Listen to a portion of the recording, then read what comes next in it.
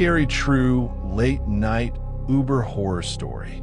If you've ever booked a late-night Uber alone, you've probably felt that tiny bit of anxiety while waiting for the driver's car to arrive. The empty roads, the quiet streets, the driver's profile picture staring back at you. But what happened to me last winter made me delete every ride-sharing app off my phone. This happened in December of 2023, and I still can't explain it. My name is Ethan. I was 24 at the time, living in downtown Chicago. It was freezing that night, around 1:30 a.m., when I left my friend Marcus's apartment after a small birthday party. I don't drink much, so I was completely sober, which makes this worse. The streets were almost empty, snow lightly falling, street lights glowing through the fog. I opened Uber. The nearest driver was 8 minutes away. Name, Daniel K. Rating, 4.96 stars. Silver Toyota Camry. Profile picture looked normal. Mid-30s. Neutral expression. I booked it. 7 minutes later, the app said, "Your driver has arrived." I stepped outside. That's when I noticed something strange. The car was parked across the street. Headlights off. Engine running. Just sitting there. I waved slightly. The headlights flicked on. Slowly, the car pulled toward me. The passenger window rolled down. The driver didn't say hello. He just stared at me. His face looked exactly like the photo, but his expression felt off. Blank. Too blank. "You Ethan?" he asked. His voice was flat. No emotion. "Yeah." He unlocked the door. I got in, and that's when I smelled it. Something metallic. Like blood. The ride started normally. But within 2 minutes, I noticed something. He wasn't following the GPS. The map on my phone showed we were supposed to take Lakeshore Drive. Instead, he turned into a narrow residential street. The GPS says, I know a faster way. Still no emotion.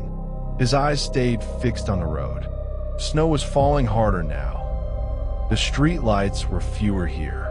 That metallic smell grew stronger. I glanced down at the floor mat. It looked damp, dark.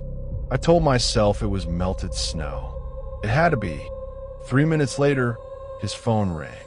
He didn't use Bluetooth. He picked it up and put on speaker. No hello, just breathing on the other end. Heavy, vet, breathing. Then a voice whispered, "Is he alone?"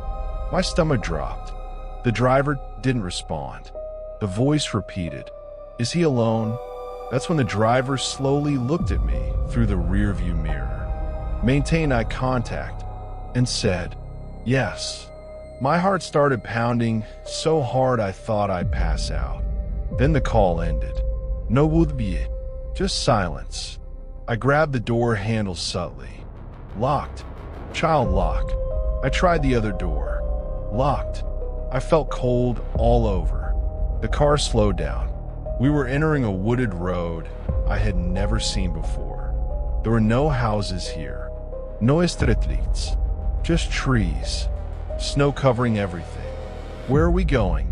I asked, trying to keep my voice steady. The driver didn't answer. Instead, he reached down and turned off the interior lights. The car went darker. The only light was the dashboard glow. That's when I heard it. A thump from the trunk. I froze. Another thump. Muffled, like someone hitting the inside. I stared at the driver. He didn't react, almost like he expected it. I whispered, "What was that?" Finally, he spoke. "Road noise." There were no other cars. No bumps. Just snow. The thumping happened again. More urgent. Then scratching. Slow. Desperate scratching. I made a decision. If I didn't act now, I wasn't getting out. I lunged forward and grabbed the steering wheel. The car swerved violently. We slid on ice. The driver yelled for the first time. "What are you doing?" The car spun, hit a snowbank. Airbags deployed. Everything went white. My ears rang. I kicked the door as hard as I could. This time, it opened. The crash must have unlocked it. I stumbled out into the snow and ran. I didn't look back. I just ran toward the faint glow of distant houses. Police arrived 15 minutes later. They found the car. The driver was unconscious but alive. When they opened the trunk, it was empty. No person, no body, nothing. But there were scratch marks.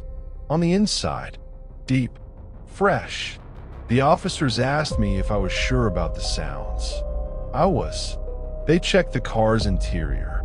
The metallic smell? Blood. Dried. Old. Not from the crash. And here's the part that still keeps me awake.